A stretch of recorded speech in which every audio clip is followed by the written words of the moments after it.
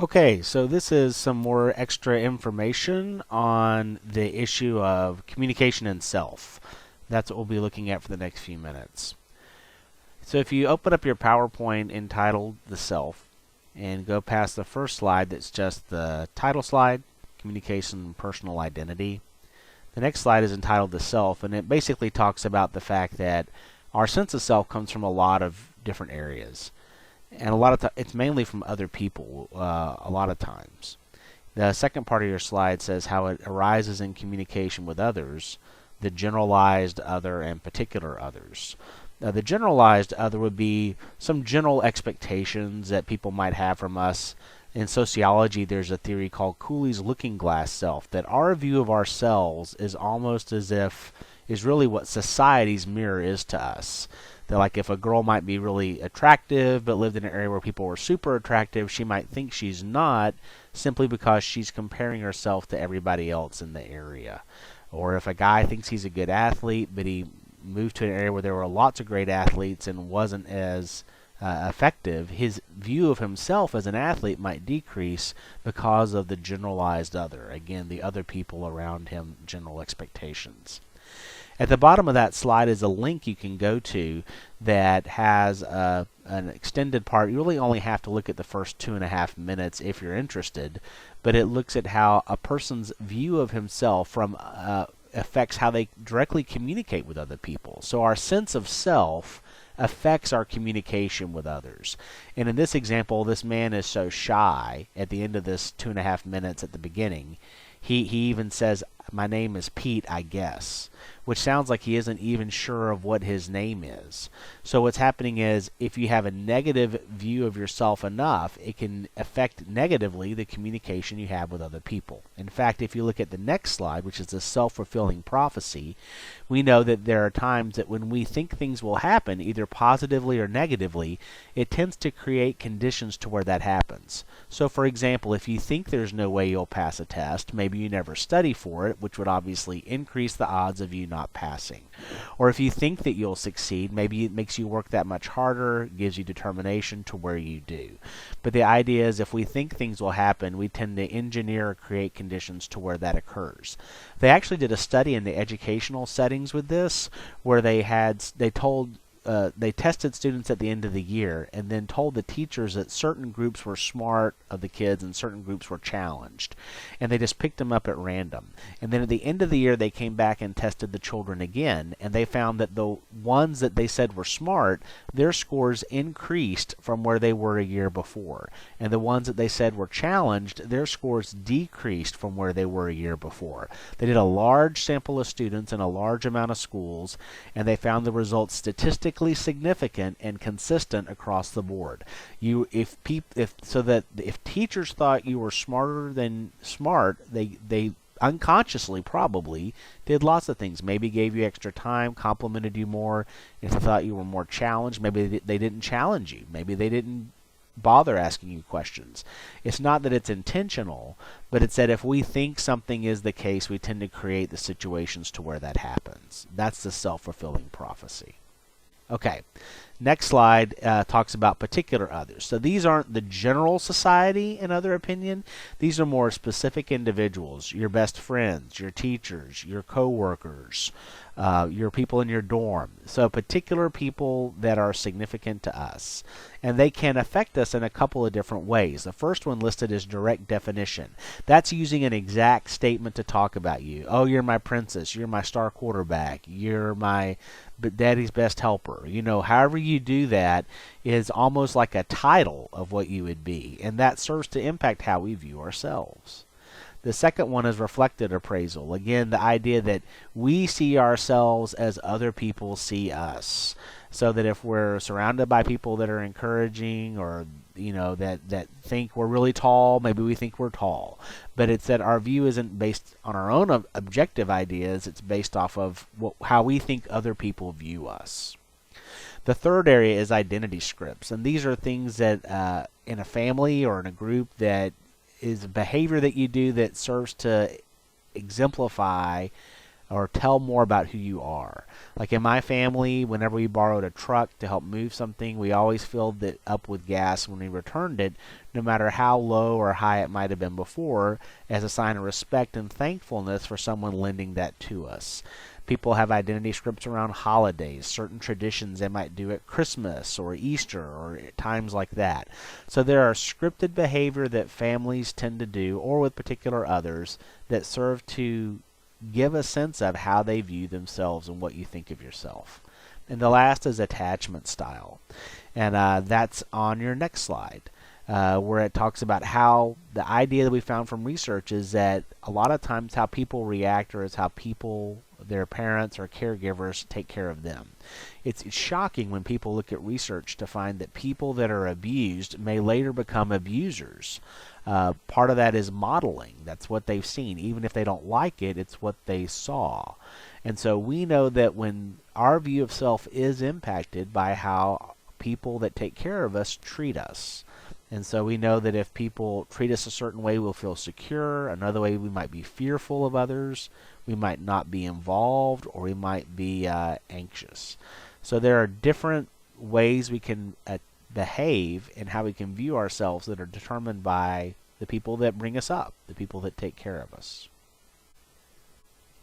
If you look at the next slide, again talks about the generalized other again. General views that we may have. And there's a clip there you can look at if you like that talks about gender. And in that, it looks at marketing with women. And you don't have to look at the whole thing. It's about 7 or 8 minutes. But in part of the commercials that it shows from 20 or 30 years ago, you can just see from looking at them casually how our views of women have drastically changed over the years, and how we portray them and what we think about them. And that's a societal view. It's advertising. It's how advertising looks at it. It's not one person. It's a general view. And that can definitely be affected. There was an island nation in the Pacific that got satellite television that had never had it before. And one of the programs they had like a decade or two ago was Baywatch. And it was in an area that has a lot of people that are larger frame than normal. Like a lot of people that are playing the NFL now are from that area because they have a large body frame, partly because of diet and genetics and other reasons.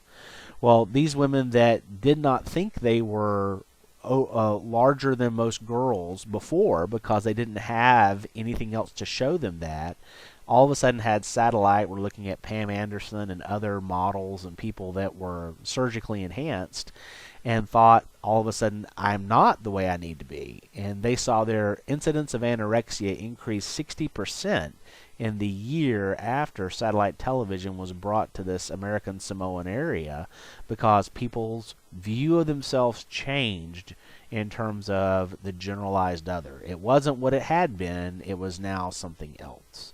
So we definitely are affected by societal expectations, what the mass media portrays to us, what we think people expect us to be. So again, if you look at the next slide, it says we learn this through media, through cultural values, through institutions that are around us. And that's why it's important to examine the messages that are being sent to us, because they actually do affect, at least in some way, how we do view ourselves also. All right, if you go to the next slide, it says other perspectives of self, which means some other ideas about it. It mentions that the self is multidimensional, which means there's not just one view of self, but it's on multiple levels, and we'll look at that one in a second. The second one is that self is a process, and otherwise it changes over time. And there's a clip there you can look at on YouTube if you want that looks at people that are given bitter chocolate. And what they find is that when you get older, you're better able to portray that you like it even if you don't. So there are some things that are even just genetics, like built into how we age and grow, that we can't do at a younger age. So this development of self is a process also. It takes place over time. It isn't something that instantly happens. And it can change. Society's views can change about something, whether it's good to be thin or this or that or blonde or brunette or tall or short. And if society's views change, then typically our views will change, either positively or negatively, depending on how it impacts on us.